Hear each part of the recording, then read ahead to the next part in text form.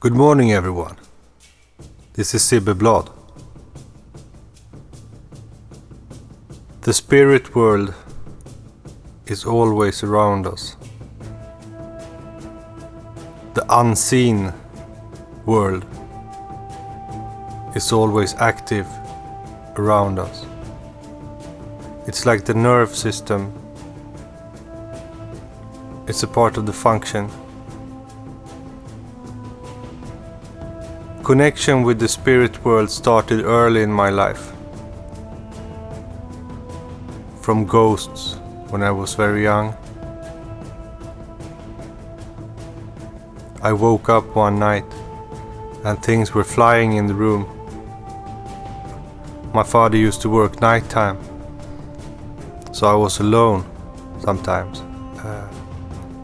And the ghosts were scaring me a lot. Almost in like a poltergeist.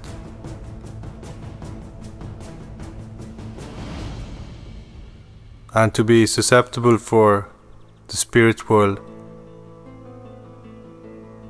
you have to be in a certain way. Probably you're born with this. First time I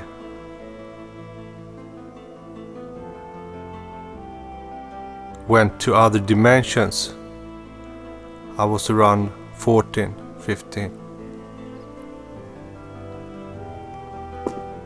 And it's between sleep and wake. There in the twilight between those. That's where things happen.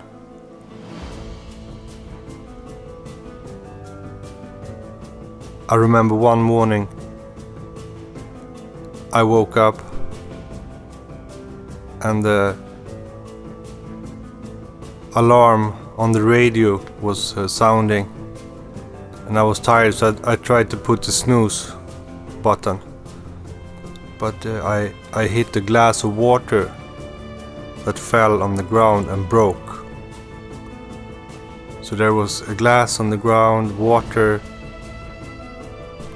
I was so tired I just went to sleep again. Then when I woke up, the glass was gone. The water was gone. So it's like it could be a dimension that is very close to our dimension and look the same. It's quite mysterious.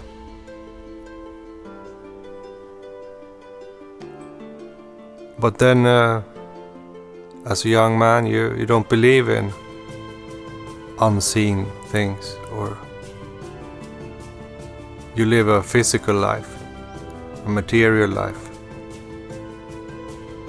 sharing values with other people.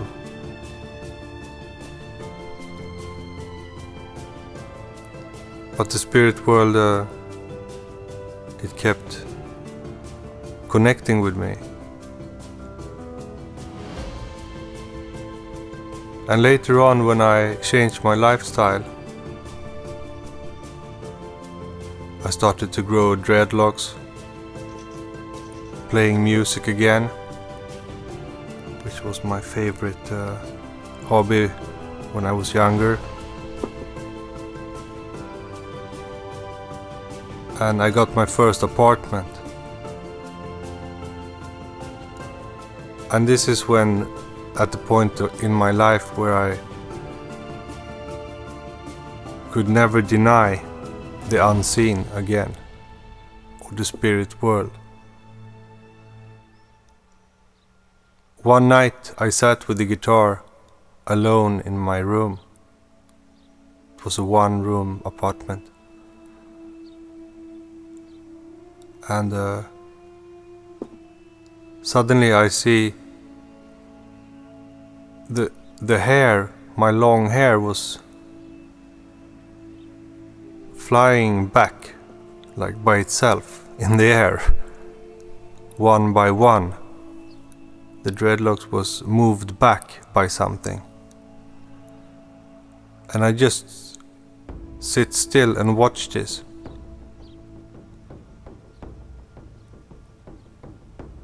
And then when all the dreadlock was back on my head, it was like 2 hands was caressing on my head, stroking it back. And the most warm sensation, the most beautiful feeling was running down from my head, on my neck, down my spine. So I was blessed by a spirit or an angel or whatever this is, an ancestral spirit. Another time, years later,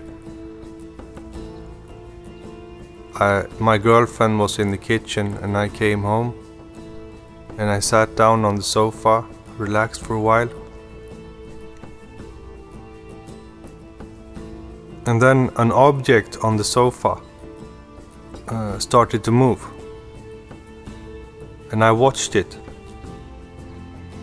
And it went all the way until it flipped over and fell on the floor. And then I look up and I see the girlfriend and she's watching me. And she's asking, "What are you doing?" So she thought that I had moved the object with my eyes, while in fact I was observing the phenomena. So people get funny about this. One time I was in prison and I usually don't play cards. And then one time only I said, okay, I'm gonna be part of the game. But then after the first round I could see that they were cheating. So I said, I don't want to be part of it. So I put the cards on the table and walk out. And then after 10 minutes they knock on my door and say, "What did you do? What have you done?" And then they said, after I left the table and room, something invisible had picked up the deck of cards and just shoot it around the whole room. So they were very upset. Some Somali guy was flipping out. He couldn't handle reality, but obviously I didn't do anything. I observed spirits in this place, in this prison. There walked spirits in the corridors, nighttime. I can see them, so I saw vague lights in the corridor. And then I saw with my other vision.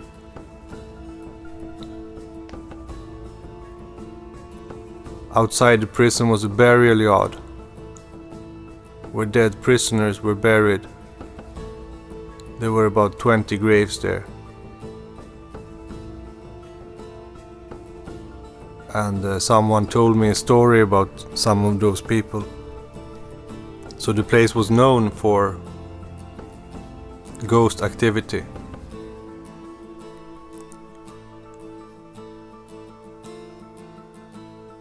Yeah, so the spirit world has always been worshipped.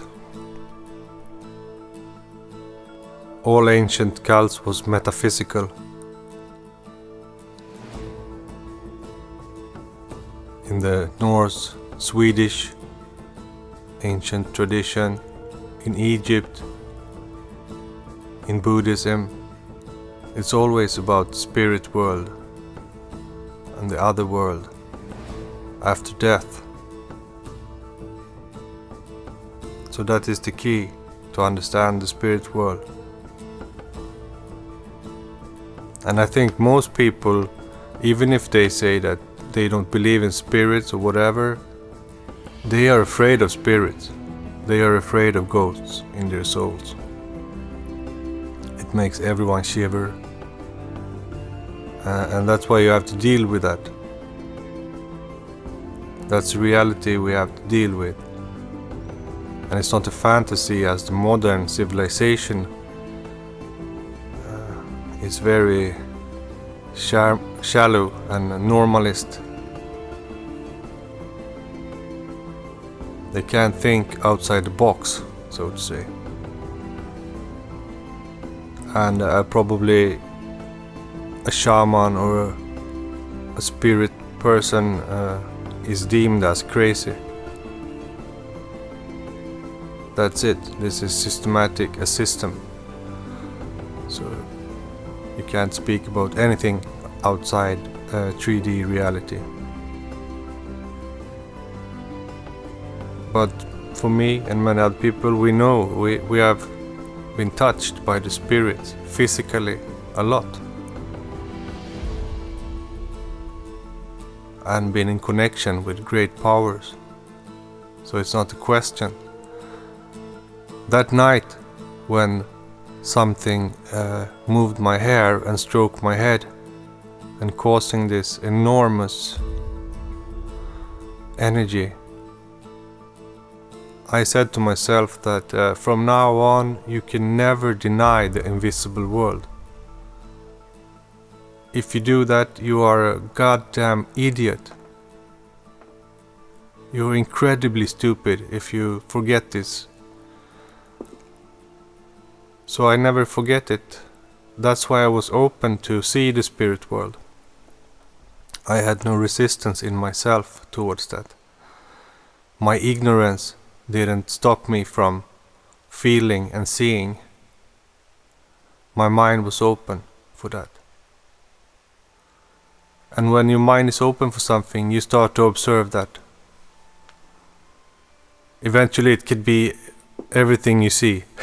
That's all you see in the end.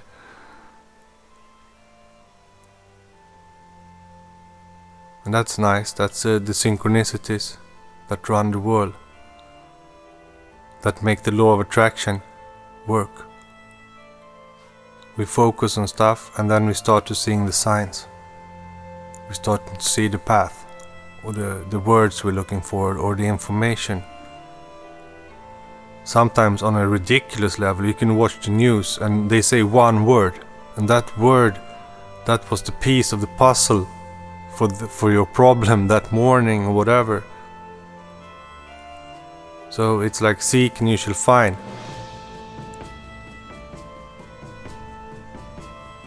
And I did. I saw the spirit world. I didn't understand it because I come from the city. City folks they live in their own world. And our culture also has lost a lot of knowledge about spirits and what is spiritual and what is demonic, what is higher, godlike or angelic. There is no differentiation. But mostly I think people believe in their dead ancestors still. If it's something they believe in Sweden, it's the spirits of their dead. And ghosts. Number 2, of course. Ghost stories are thrilling. I remember as a kid what it made you feel.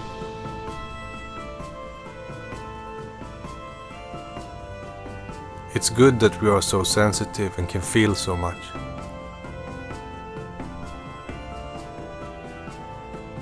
Of course, it cut both ways. It can hurt a lot too.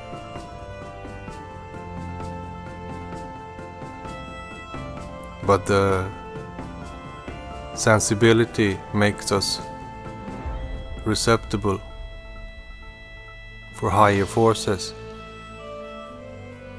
and communication with spirits. In ancient Sweden they had the spirits of the land, the Vättar. And each farm had their own one. That gave them the name Tomten, meaning the property, the land that you own, where your house are at.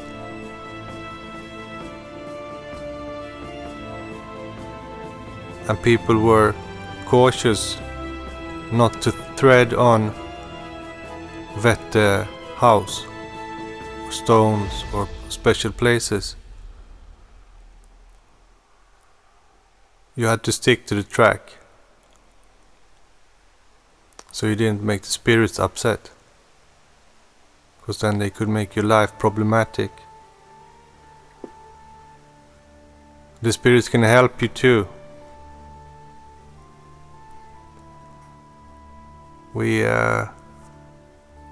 We had a blot, a Nordic religious ritual, and just the day before, a rat was in my car motor, fucking around. I couldn't catch it. And then after the blot, I see a big bump of blood on my tire. So he had been smashed. The rat had been smashed. The spirit took him out. And they can help you with other things. They can protect you and defend you. Help you. If you are honorable and think about them. And if you think about the trees and the nature and the waters, they will definitely be by your side. Because they live in these dwellings. That's why we used to have big trees, vårdträd, holy trees, spirit trees, in every region, in every village, in every farm. You had big trees. That was a suitable environment for the ancestral spirits and the spirits.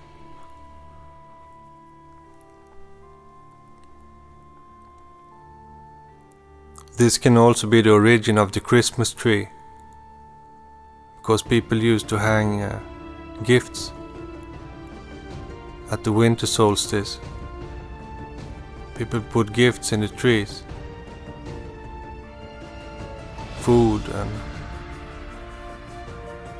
and they make the trees pretty. This, I think we can see this in Tibet. I have seen similar in the Hindu temples in Himalayas, that some trees have colors and people have put stuff on them. So this was in the ancient Sweden, they had that. They understood that. Modern day see trees and nature as a facility.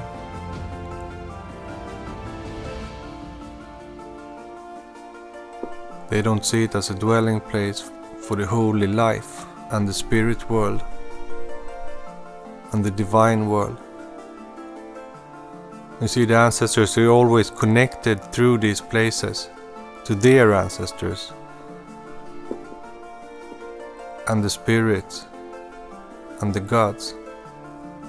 And often those places were connected through geophysical networks that made portals on suitable places to connect with the heavens. Often around special natural formations that causes this the energy to whirl and open holes to the spirit world. All native cultures honor the spirits. by different ceremonies. I love to see in Mexico, in the Day of the Dead, when they lit candles all over the country and they go and pour alcohol by the graves and have party with the dead. That reminds me of Swedish tradition, the Alva Blut, the ancestral blut that we make to the forebears. And we always make a libation. We sacrifice mead, honey wine, so it's close to us, this, and make fires. And this connects people around the world. All native cultures share some basic ingredients. An ancestral spiritual cult is one of those.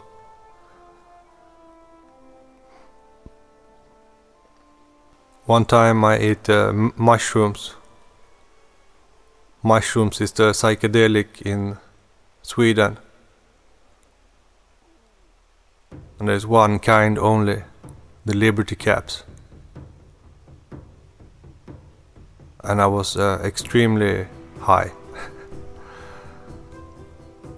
And then I started to get visions.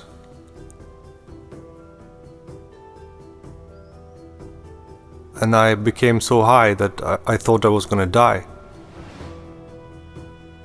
I had a maximum. But you never die from this. But it feels like you're gonna do that, because it's too much. And then you go into visionary state, started to see heavy visions. And I came like under a well. I was coming up from a well. And this is connected with the wells of the universe. In our tradition we speak about there's a few wells that everything flows from. And I came under a similar well, coming up. And as I watch up, on the other side of the surface, I see a circle of women, my female ancestors or goddesses or whatever, whoever these people were.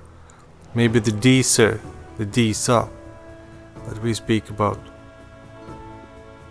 But it felt very warm. And the circle of women, I see my grandfather's mother. She stepped forward and said, "Go down again, go down."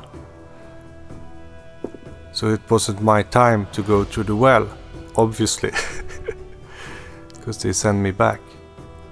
But it was a beautiful thing, and people say it's the light of the end of the tunnel. I say it's a circle of women, circle of holy female spirits at the end of the tunnel. And these control birth and death. They are the fates, the norns, and the female entities that rule over life and death.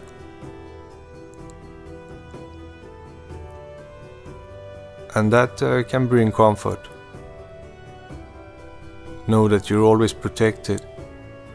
You're always loved by them. And they understand you. They can see through you. They let you grow. They let you be. But you have to honor them. And that's why we have Disa Blut also, which is for the female ancestors and the female gods.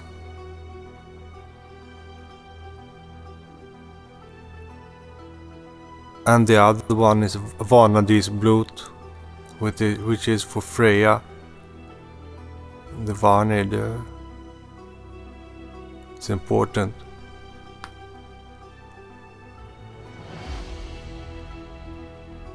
But spirit world is so much more personal.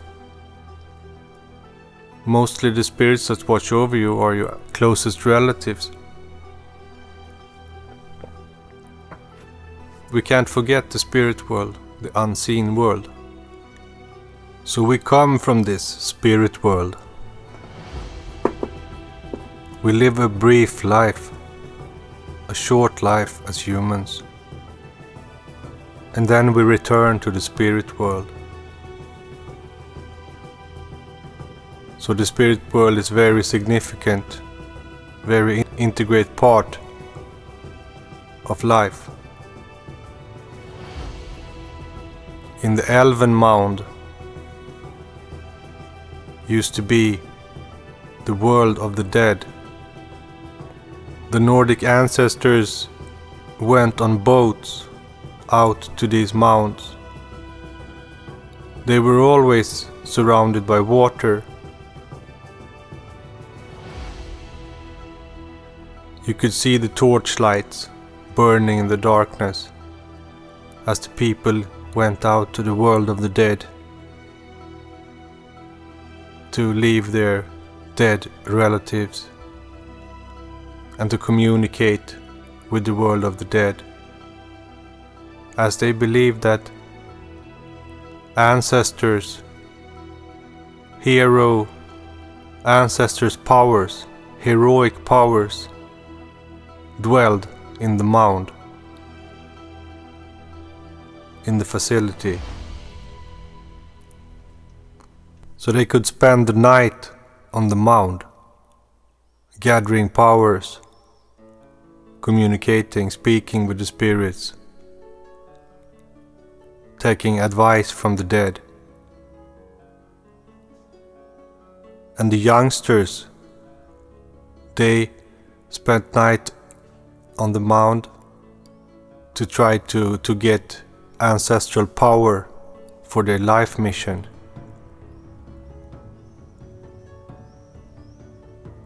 In many of those places it was an forthgoing ancestral cult, that you could inherit your ancestors' weapons and become that person again.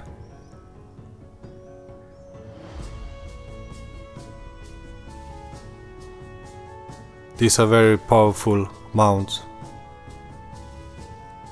Often today there is no water around the mound, and that can be why a lot of ghosts are moving around, because the water is a barrier between the world of the dead and the world of the living. And when the water is removed in the modern landscape by the farms and so on, these spirits come out and they can haunt people and animals. But it don't seem to be big problems. These are holy mounds. On my closest mound there used to be deer, or hind. I don't know the words in English. Hind in Swedish, or hjort. It's interesting because in the old time, Hindarfjäll, that was a healing mountain. And these mounts, when the deer walk on them and breathe up there and run on these mounts, that's for me symbolic for the healing mound, for the Hindarfjäll. And every now and then the wolf take one of them, and you hear screaming in the night.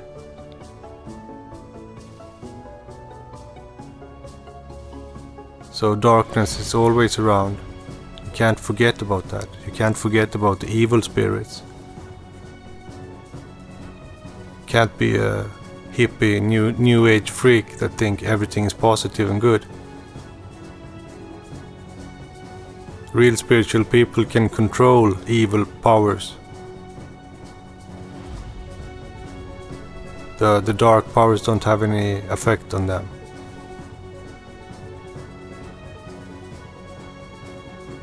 But the evil spirits, they can cause problem for people, diseases, psychological, mental, physical disease, mishappenings, accidents, strange things that destroy for people. And probably they have forgotten the spirits to cause this to happen.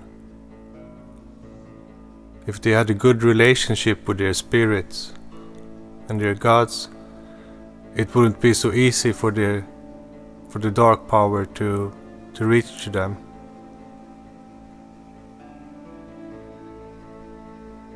That's why most mystics are ritualists. You need a constant connection with your type of energy, protective, divine energy, high powers. And like the old Vedic traditions and so forth tell you to keep things very tidy, hygiene,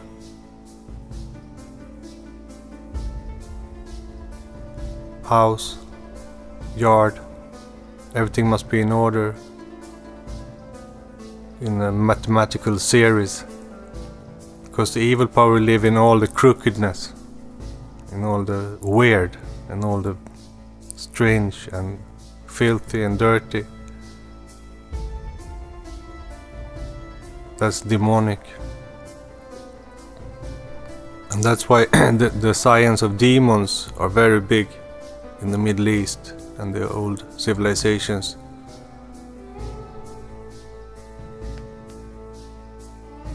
They knew exactly what kind of dark spirits was active and what they thrived on, what they lived on.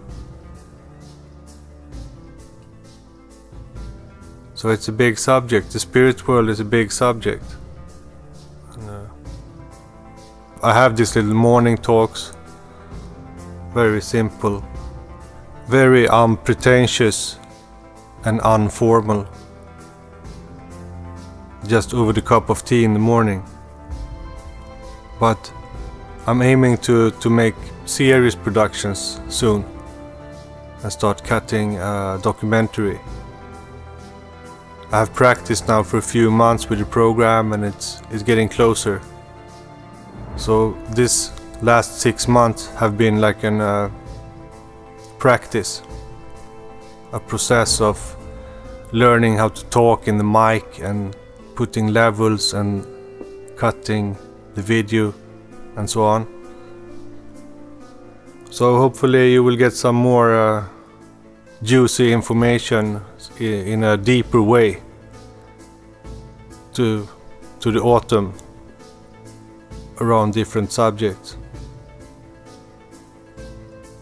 Alright, take care everybody, have a beautiful day, bless.